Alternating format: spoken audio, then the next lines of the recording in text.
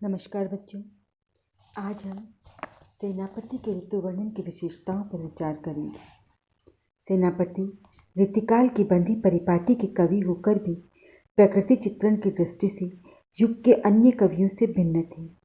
सेनापति को सच्चा कवि हृदय प्राप्त था, इसलिए प्रकृति चित्रण में उन्होंने खानापूर्ति ही नहीं की, वरन प्रकृति के सूक्ष्म निरीक्षण के आधार पर प्रकृति के मौलिक और जीवंत चित्र प्रस्तुत किए हैं। ऋतुकाल के अधिकांश कवियों ने प्रकृति के दृश्य खंड उपमान के रूप में ही प्रस्तुत किए हैं। सेनापति ने प्रकृति के सौंदर्य में डूबकर अपनी आह्लादकारी अनुभूतियों के मोती एकत्रित किए हैं। इसीलिए सेनापति के प्रकृति चित्रण में स्वाभाविकता है। उन्होंने कहीं कहीं तो वाल्मीकि तथा कालिदास के समान प्रकृति के संश्लिष्ट चित्र अंकित किए हैं। सेनापति ने अपने प्रकृति चित्रण में षड ऋतुओं के परिवर्तनशील सौंदर्य को चित्रित किया है। प्रकृति के अंग झरनों, नदियों, पर्वतों, वन, सर, आकाश का चित्रण भी ऋतुओं के साथ ही किया है। षड ऋतु वर्णन। सेनापति ने वर्ष भर गतिमान रहने वाले ऋतु चक्र का गहरा अध्ययन किया। भारत में 6 ऋतुएं अपने निश्चित क्रम से आती हैं और विविध प्रकार के सौंदर्य से प्रकृति को मंडित करती हैं। अन्य कवियों ने षड ऋतु वर्णन में नायक नायिका की श्रृंगारिक भावना को उत्तेजित करने का काम किया है, जबकि सेनापति ने ग्रीष्म, वर्षा, शरद, शिशिर, हेमंत और वसंत ऋतुओं को क्रम से अभिव्यक्त किया है। इस अभिव्यक्ति में कवि का प्रकृति प्रेम, सौंदर्य बोध और सूक्ष्म निरीक्षण झांकता है। ऋतु वर्णन में सेनापति ने विभिन्न ऋतुओं की कार्यप्रणाली और लोक में उनके प्रभाव को चित्रित किया है। बसंत ऋतु। ऋतुकाल के अन्य श्रृंगारिक कवियों को भी बसंत की शोभा सर्वाधिक आकर्षित करती रही है। सेनापति ने भी मुग्ध होकर बसंत का मनोरम चित्रण किया है। बसंत के फूल, पत्ते, वृक्ष, लता, ताल, नदी, पशु पक्षी आदि सुंदर रूप और उनका मानव पर पड़े प्रभाव को कवि ने पहचाना है। कहीं वसंत का आलंबन रूप है तो कहीं उद्दीपन और कहीं अलंकारिक रूप व्यंजित है। मलय समीर शुभ सौरभ धरण धीर, सरवर नीर जन मज्जन के काज के, मधुकर पुंज पुनि मंजुल करत गुंज, सुधरत कुंज समसदन समाज के, व्याकुल वियोगी जोग के सके न जोगी तहाँ, विरहत भोग सेनापति सुख साज के, सघन तरु लसत बोले पिकुल सत, देखो ही हुलसत आई ऋतुराज की। ग्रीष्म वर्णन। गर्मी की ऋतु आते ही लोग शीतल उपचार में लग जाते हैं। घर के तहखानों को सुधारा जाता है।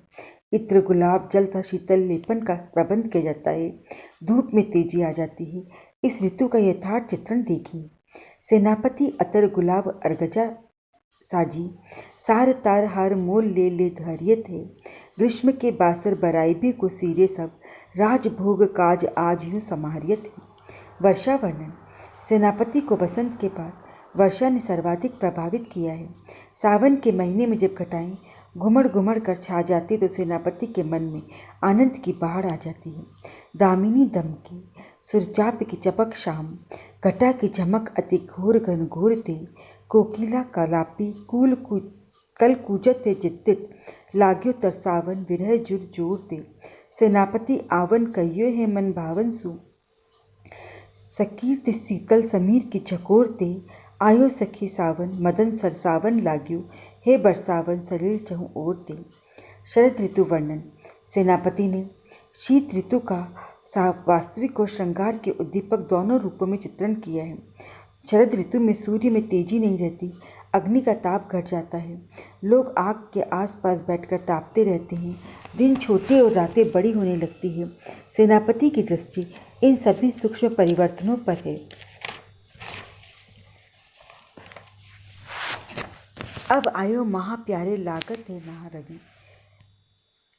है नहीं रवि, करत है दहा जैसो अवरेखिय थे, जानिए न जात बात कहत बिलात दिन, छिनसो न ताते तन को बिसेखिय थे। अन्य ऋतुओं का वर्णन भी सेनापति ने अपने सूक्ष्म निरीक्षण के आधार पर ही किया है। प्रकृति चित्रण में सौंदर्य।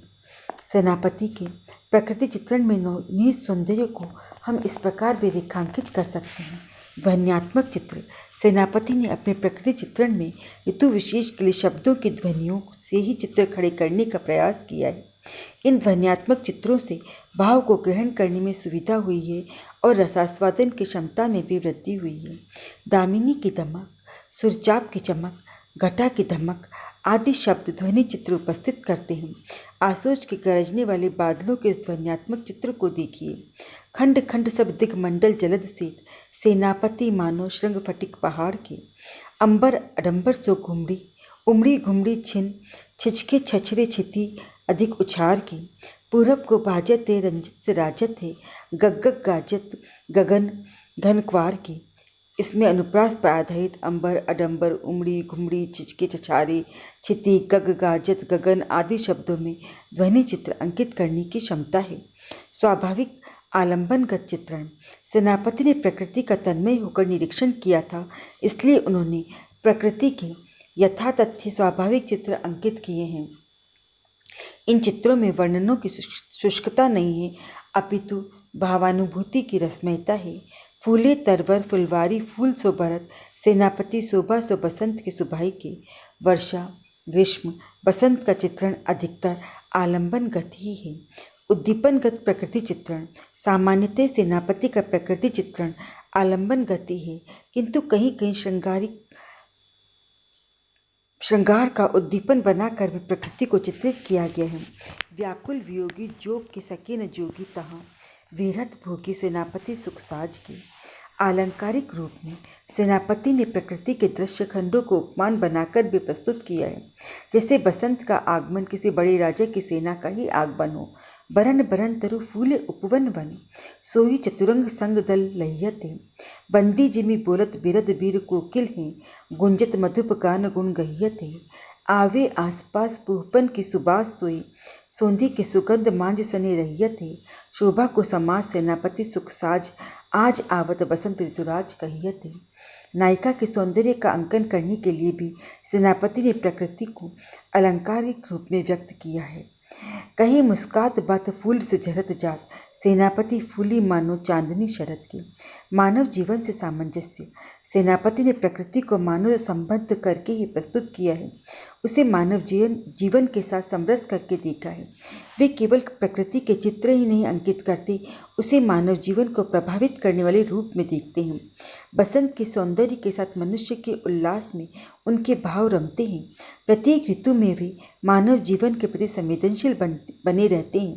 ग्रीष्म के विषम प्रभाव से बचने के लिए प्रयत्नशील मनुष्यों का चित्र। जेठ नजिकानी सुधृत खसखाने तल, ताख तहखाने के सुधारी झारियती है। होती है मरम्मत विविध जल यंत्रण की, ऊंचे ऊंचे अटाते सुधा सुधारिय थे। इसी प्रकार शीत के प्रकोप से बचने के लिए आग का प्रयोग भी ऋतुओं का मनुष्य सापेक्ष चित्रण ही है। प्रकृति रस। सेनापति के काव्य में प्रकृति स्वयं आलंबन बनकर पाठक की भावानुभूति के आगे रसदशा तक ले जाती है। आधुनिक आलोचक प्रकृति रस की सामग्री सेनापति के काव्य में ही खोज सकता है। भाव पक्ष में कोमल भावों की प्रधानता है, कठोर रूपों का प्राय अभाव है। सेनापति की काल्पनिक उड़ानों में काव्य की स्वाभाविकता का ध्यान रखा गया है। भाषा में संस्कृत की प्रचलित शब्दावली का स्पष्ट और सरस निर्वाह है। सेनापति की ऋतुकाव्य में बिंबात्मक रूपों की अधिकता है। ऋतुकाल के श्रृंगार प्रधान युग में सेनापति ने प्रकृति के सुंदर संश्लिष्ट चित्र देकर अपने विशिष्ट सौंदर्य बोध का परिचय दिया है।